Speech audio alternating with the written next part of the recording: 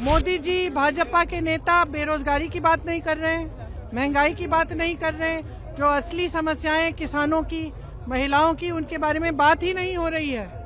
ये चुनाव आप अपने लिए लड़िए, आप इस चुनाव को अपने मुद्दों के बारे में बनाइए। आपको उनसे पूछना चाहिए था कि उनके जो नेता हैं हर जगह जाके ये क्यों कह रहे हैं कि संविधान को बदलने वाले हैं। इस बात का मतलब क्या है? अगर किसी को डरना नहीं चाहिए तो इसका मतलब क्या है? क्योंकि जब संविधान बदलेंगे तो आरक्षण को क्या होगा? 10 सालों में किसी आम आदमी की, किसी आम महिला की के जीवन में तरक्की नहीं आ रही है, रोजगार नहीं मिल रहे हैं, महंगाई घट नहीं रही है। तो ये भ्रष्टाचार के खिलाफ लड़ाई कैसे है? इनसे भ्रष्ट तो कोई है नहीं। ये इन्होंने तो भ्रष्टाचार का बाकायदा सिस्टम बना दिया और जब पकड़े गए तब कहने लगे कि भाई पारदर्शी सूची है। अगर इस देश में आज के दिन ऐसा चुनाव हो जिसमें कोई गड़बड़ी नहीं हो, जिसमें ईवीएम में कोई गड़बड़ी नहीं है, तो मैं दावे के साथ कह सकती हूँ ये 180 से ज्यादा सीट नहीं ले सकते, उससे भी कम लेंगे। मोदी जी भाजपा के नेता बेरोजगारी की बात नहीं कर रहे हैं, महंगाई की बात नहीं कर रहे हैं, जो असली समस्याएं किसानों की, महिलाओं की, उनके बारे में बात ही नहीं हो रही है। बात इधर उधर की ध्यान भटकाने के लिए हो रही है। इसलिए मैं जहां भी जाती हूं मैं कहती हूं ये चुनाव आप अपने लिए लड़िए, आप इस चुनाव को अपने मुद्दों के बारे में बनाइए। ANI को दिए इंटरव्यू में प्रधानमंत्री नरेंद्र मोदी ने कहा था कि किसी को डरने घबराने की जरूरत नहीं है, सब लोग सुरक्षित हैं। अगर तीसरी बार मोदी जी की सरकार बनती है तो वो यथावत उसी तरीके। तो उनसे किसी ने पूछा? क्योंकि आप लोग तो पूछते नहीं है। ANI का हाँ, चाहे ANI का हो, चाहे किसी भी चैनल का हो, आप उनसे पूछते नहीं है। आपको उनसे पूछना चाहिए था कि उनके जो नेता हैं हर जगह जाके ये क्यों कह रहे हैं कि संविधान को बदलने वाले हैं। सुनिए कि आप उनसे पूछिए ना कि संविधान को बदलने वाली बात उन्हीं के नेता क्यों कर रहे हैं, ये बात उभरी कहां से और इस बात का मतलब क्या है? अगर किसी को डरना नहीं चाहिए तो इसका मतलब क्या है? क्योंकि जब संविधान बदलेंगे तो आरक्षण को क्या होगा? जब संविधान बदलेंगे तो ये जो अधिकार है जो सबका है इस देश में, कि चाहे प्रधानमंत्री हो, चाहे छोटे से छोटा किसान हो, उसका वोट का अधिकार है, इसका क्या होगा? तो इसका जवाब देना।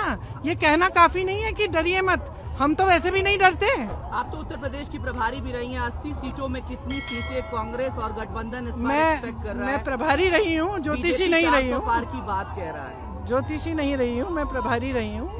सीटें अच्छी आएंगी, जनता बदलाव चाहती है। मैं राजस्थान गई, उत्तराखंड गई, जनता में कोई रुझान है, थक गए हैं। वो ऐसी राजनीति नहीं चाहते, देख ली उन्होंने 10 सालों से यही घूम घूम के यही बातें हो रही हैं। लेकिन 10 सालों में किसी आम आदमी की, किसी आम महिला की के जीवन में तरक्की नहीं आ रही है, रोजगार नहीं मिल रहे हैं, महंगाई घट नहीं रही है। अब त्योहार का समय है, रामनवमी है, आज त्योहार का समय है, किसी के पास खरीदने के लिए पैसे नहीं है। चाहे कितने भी लोग परिवार में काम कर रहे हों, पूरा ही नहीं हो रहा है। महंगाई इतनी बढ़ चुकी है, बेरोजगारी इतनी बढ़ चुकी है, हद से ज्यादा।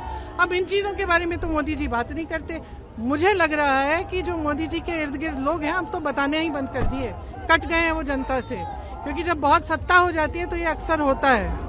कल सुप्रीम कोर्ट में इलेक्टोरल बॉन्ड पर भी सुनवाई हुई, साथ ही साथ जो वीवीपैट है उसको लेकर के सुनवाई हुई। सुप्रीम कोर्ट ने फिलहाल इस पर सुनवाई का अगला फैसला दे दिया। तो इलेक्टोरल बॉन्ड पर और आज आपने वीवीपैट पर भी सवाल खड़ा किया, ईवीएम्स पर भी आप लोग लगातार क्वेश्चन करते रहते हैं। इस बार के चुनाव को कैसे देखते हैं? देखिए, जैसे मैंने कहा, इस चुनाव को हम देखते हैं जनता के नजरिए से। जनता जागरूक बने, समझे कि उनके साथ क्या हो रहा है। कल मोदी जी ने कहा कि इलेक्टोरल बॉन्ड के जरिए ये पूरा सिस्टम पारदर्शी हो गया है। वाह! तो ये स्कीम किसने निकाली भाई? गुप्त चंदा देने की स्कीम किसने निकाली? मोदी जी ने निकाली। अब सुप्रीम कोर्ट ने कह दिया कि इस गुप्त चीज को आप पारदर्शी करो, जनता के सामने सूची लाओ। पहले तो आपने मना किया कि सूची नहीं मिल रही है, फिर सूची भी सुप्रीम कोर्ट ने कहा कि मिल रही है, नहीं मिल रही है हम नहीं जानते, निकाल के दो दिन में सूची निकली कि नहीं निकली। उसमें क्या पता चला? उसमें पता चला कि जो कंपनी 180 करोड़ रुपए का काम कर रही है वो आपको 1100 रुपए की चंदा दे रही है। उसमें पता चला कि जिसने गुजरात का पुल बनाया वो भी चंदा दे रहे हैं। उसमें पता चला कि किसी पर आपने छापा मारा, उन्होंने चंदा दे दिया, अचानक उन पे से केस उठ गए। यही पता चला ना। तो ये भ्रष्टाचार के खिलाफ लड़ाई कैसे है? इनसे भ्रष्ट तो कोई है नहीं। ये इन्होंने तो भ्रष्टाचार का बाकायदा सिस्टम बना दिया, और जब पकड़े गए तब कहने लगे कि भाई पारदर्शी सूची है। ये बहुत गलत बात कर रहे हैं। जनता को जागरूक बनना पड़ेगा कि जनता के साथ कितना विश्वासघात हो रहा है आज के दिन। सब जितनी भी देश की संपत्ति है वो ज्यादातर इनके बड़े बड़े उद्योगपति मित्रों को दे चुके हैं। ये जहाँ से रोजगार बनते थे वो सारे साधन बंद हो गए हैं। छोटे मध्यम बिजनेस, छोटे छोटे कारोबार, दुकानदार, जो अच्छे खासे बिजनेस चल रहे हैं देश में, तो जो गिने चुने इनके दोस्त हैं, दो चार लोग हैं, उनको पूरी देश की संपत्ति आपने दे दी। इससे बड़ा भ्रष्टाचार बताइए क्या है? इससे बड़ा भ्रष्टाचार क्या है कि आप पैसों के बल पर चुनी हुई सरकारों को आप खत्म कर रहे हैं, तोड़ रहे हैं। इससे बड़ा एक लोकतंत्र में इससे बड़ा भ्रष्टाचार क्या है? मैं तो समझ नहीं पाती हूँ कि पब्लिक देख रही है, पब्लिक जान रही है कि इस विधायक को 100 करोड़ दिए, उस विधायक को 50 करोड़ दिए, सरकार गिरा दी। अब भाजपा की सरकार आ गई, 2 महीने पहले हमने किसी और सरकार को चुना था। पब्लिक देख रही है लेकिन पब्लिक चुप है, मेरे समझ के बाहर है। क्योंकि आप मीडिया के लोग ना उनसे सवाल करते हैं। मैंने देखा इंटरव्यू, लेकिन सवाल क्या पूछे इंटरव्यू में भाई? सवाल ये पूछिए ना, पूछिए नारी शक्ति की बात करते हैं तो ये उत्तराखंड में जो हुआ अलंकृता के साथ, उनका संरक्षण कौन कर रहे हैं जिन्होंने उनके साथ अत्याचार किया? हाथरस में जो हुआ उन लोगों का संरक्षण किसने किया जिन्होंने वो अत्याचार किया? उन्नाव में जो हुआ, जो उस लड़की को जलाया, उनका संरक्षण कौन कर रहे हैं?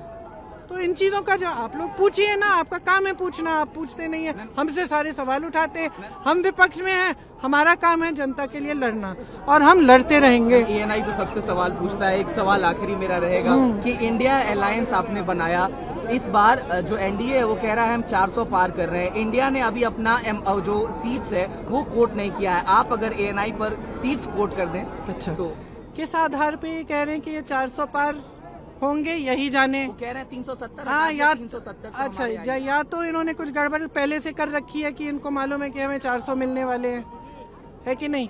नहीं तो इस तरह ज्योतिषी की तरह कैसे कह सकते हैं कि क्या मिल रहा है? हम इतना कह सकते हैं कि अगर इस देश में आज के दिन ऐसा चुनाव हो जिसमें कोई गड़बड़ी नहीं हो, जिसमें ईवीएम में कोई गड़बड़ी नहीं है, तो मैं दावे के साथ कह सकती हूँ ये 180 से ज्यादा सीट नहीं ले सकते, उससे भी कम लेंगे।